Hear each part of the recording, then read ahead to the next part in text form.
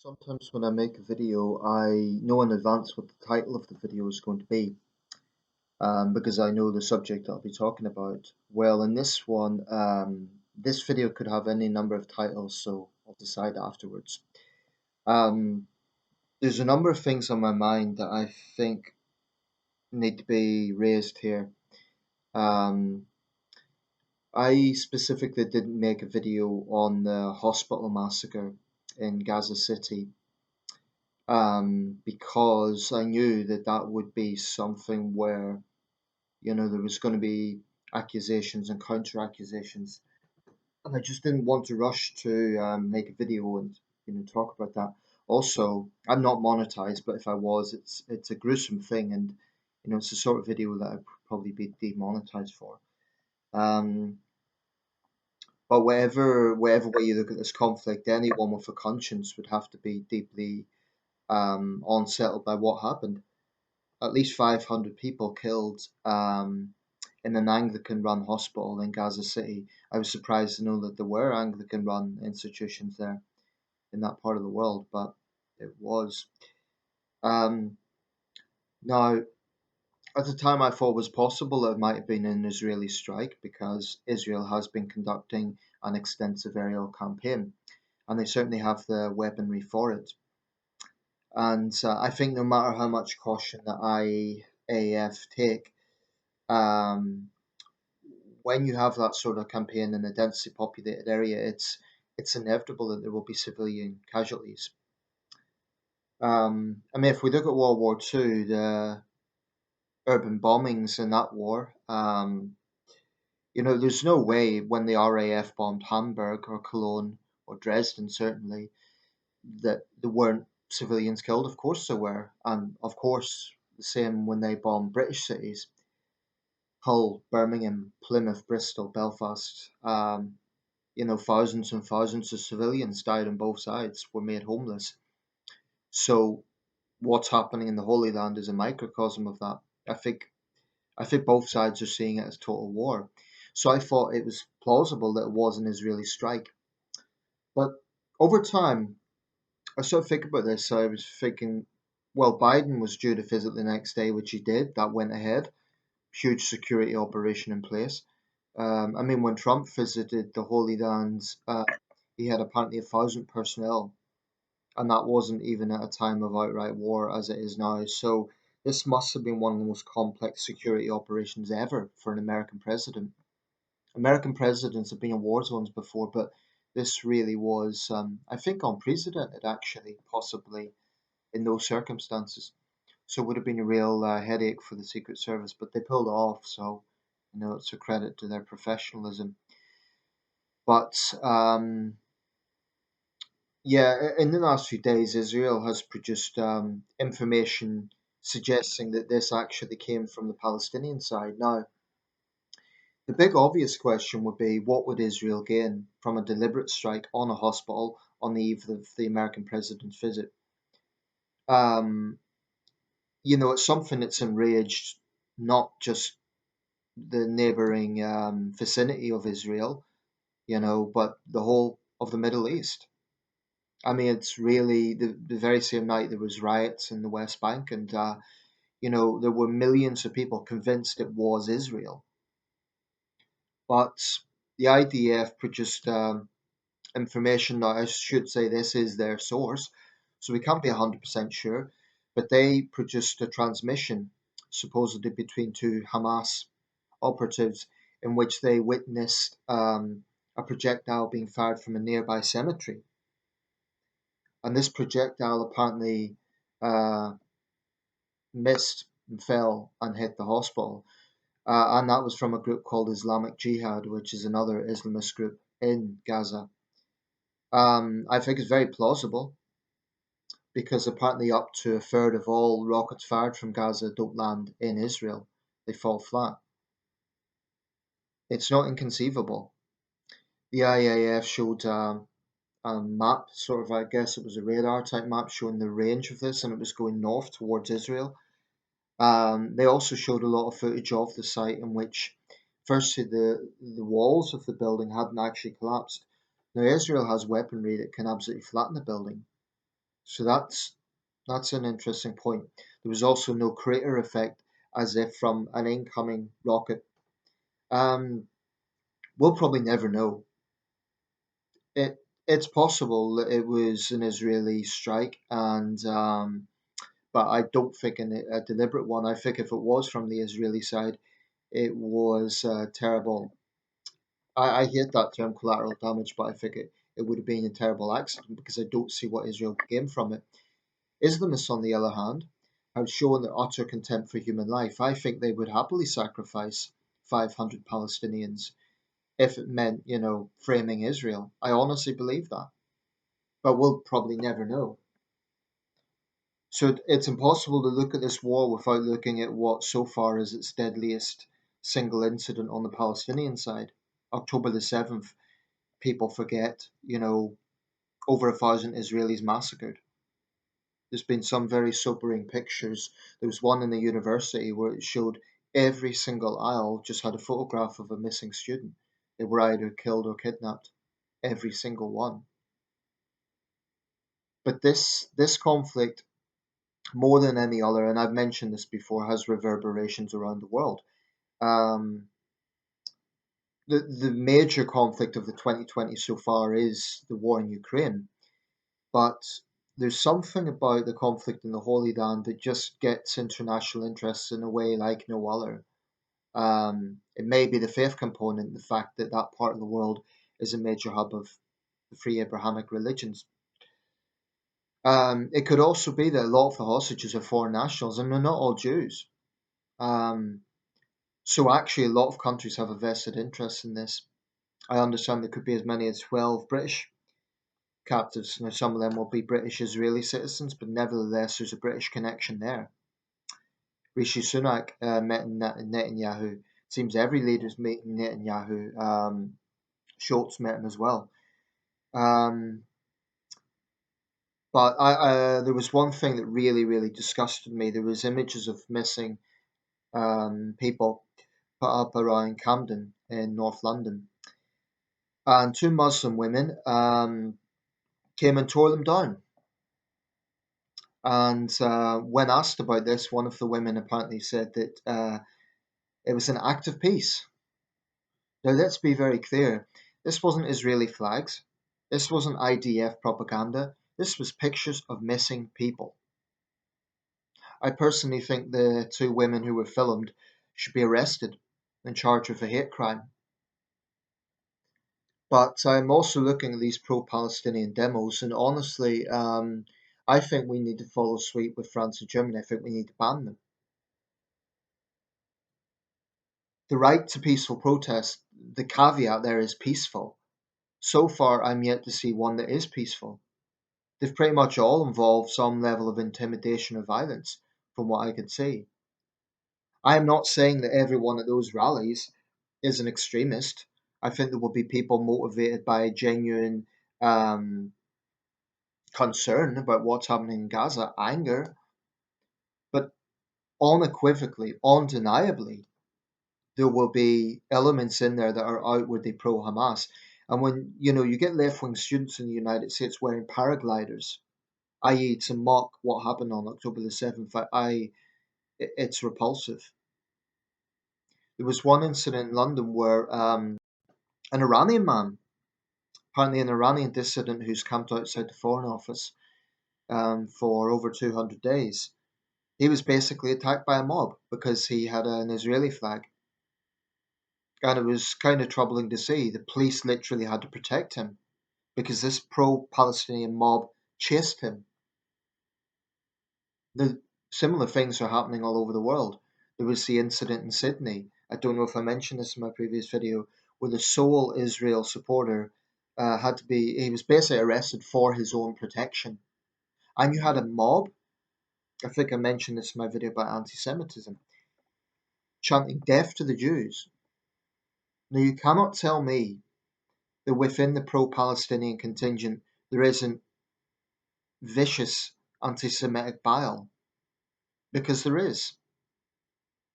It's all very well saying, criticism of Israel isn't anti-Semitism.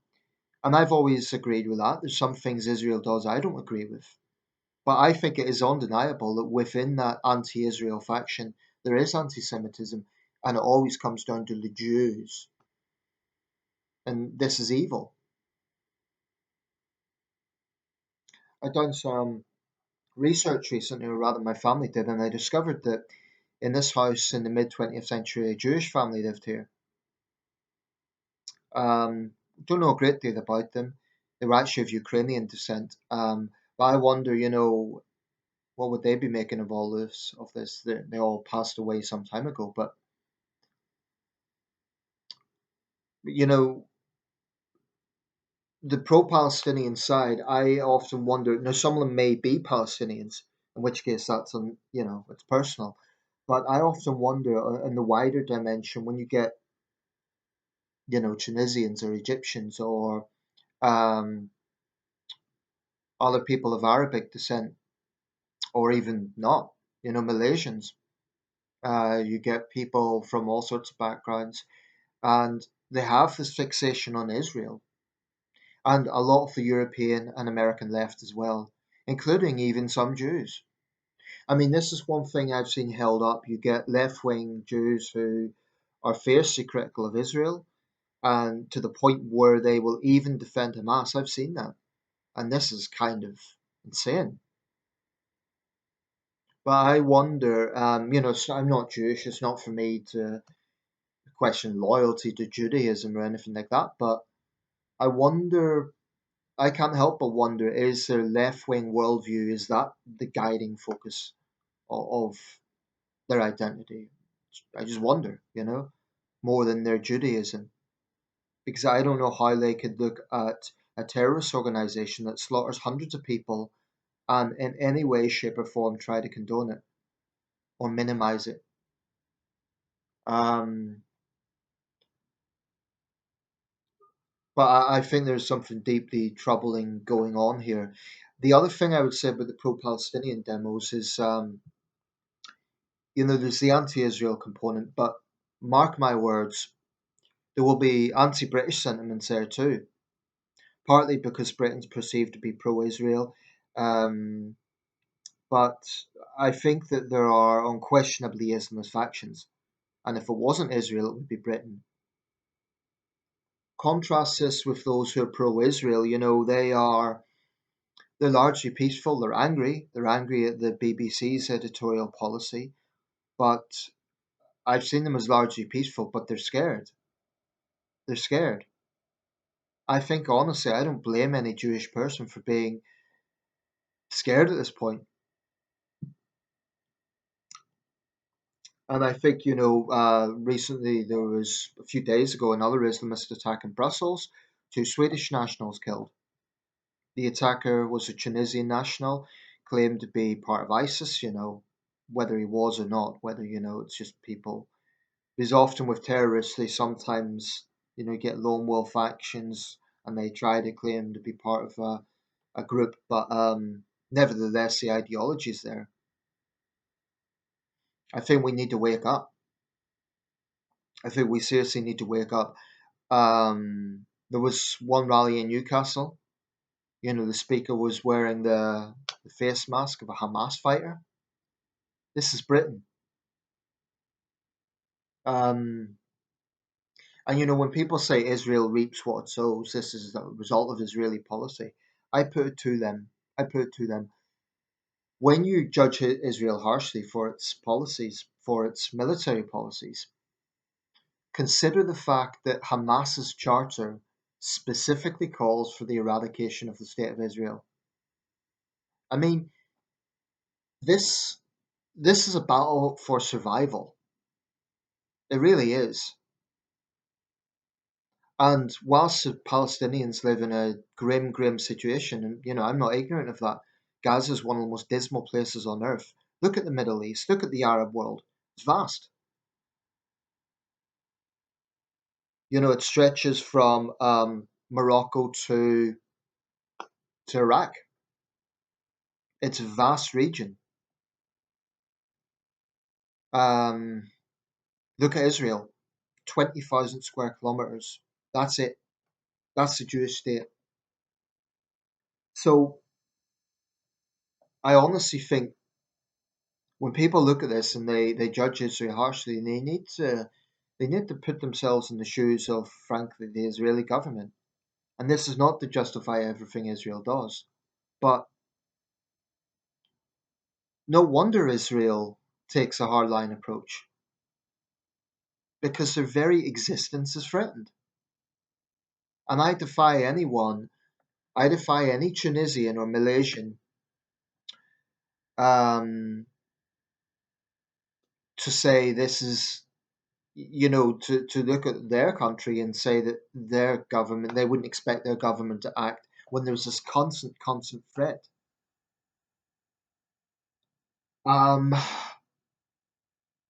and it's just a grotesque situation. Now, the ground invasion of Gaza hasn't begun yet. I haven't seen the news today, but as far as I know, it hasn't begun yet. There's probably a focus on the north with the increase in Hezbollah attacks.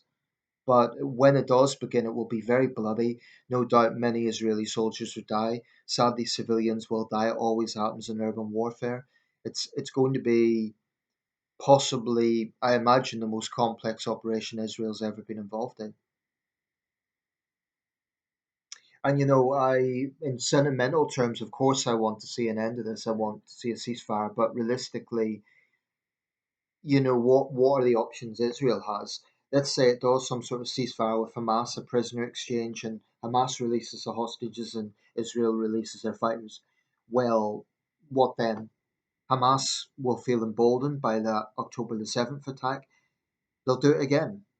They'll continue firing rockets, and it will be the same cycle of violence.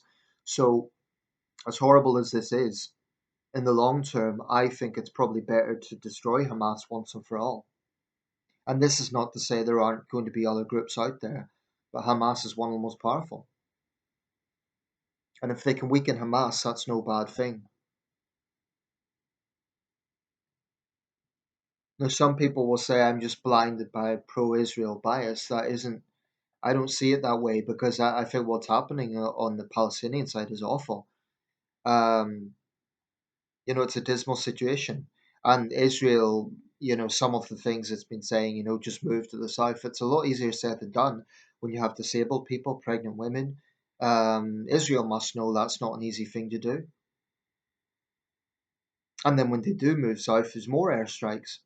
So I have enormous sympathy for people who are in that situation. It must be hellish. And honestly, I wouldn't judge a regular Palestinian too harshly for being anti-Israel. But what I'm talking about is Hamas, and I'm talking about the European and American hard left who go so far as to cheer for a terrorist organization, an organization that kidnaps children, an organization that guns down babies. It's beyond sickening. And they're anti-Israel, but I would say that they are anti-Britain as well, because the same sick worldview would find ways to condone ISIS. They would find ways to condone any terror attack against the West. So I feel that supporting Israel is kind of an extension of a wider ideological problem here, namely the toxic, fascistic totalitarianism of Islamist ideology. I believe those groups don't give a damn how many Palestinians die as long as they get to kill Israelis. Whereas, by contrast, what Israel doing is entirely in self-defense. Now, you can say it's heavy-handed, you can say it's collective punishment, but make no mistake, this war began, I'm talking about the October 2023 war, began because Hamas attacked Israel. And that's a reality. So the suffering on both sides is largely the culpability of Hamas. They've damned the Palestinian people by their decision to go in and take hostages. I don't know what rationale like if they thought Israel was just going to free a lot of people or what they feel that they're achieving with this. Or maybe it was just to, you know, engage in psychological terrorism. I don't know. But It's had an adverse effect because Israel's obviously come down very hard. Maybe it was precisely for that. Maybe they're trying to get Israel into a trap in order to suck Iran into this. Although Iran's obviously already involved, but maybe Hamas wants a regional war.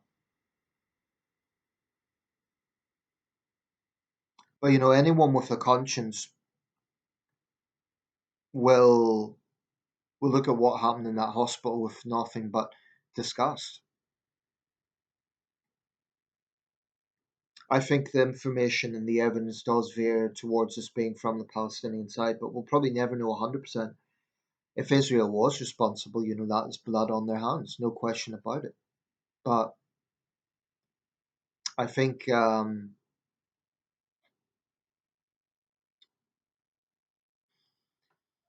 it's just sobering, you know, living in a part of the world which doesn't have this problem.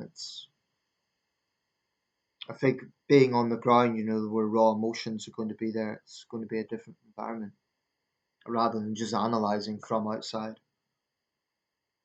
But for Israel, I think this is a fight for survival, and I think this notion that Israel should just offer a ceasefire now, I don't think it's very realistic because I think the logic is if we offer a ceasefire now, it just begins again, and I'll leave it there.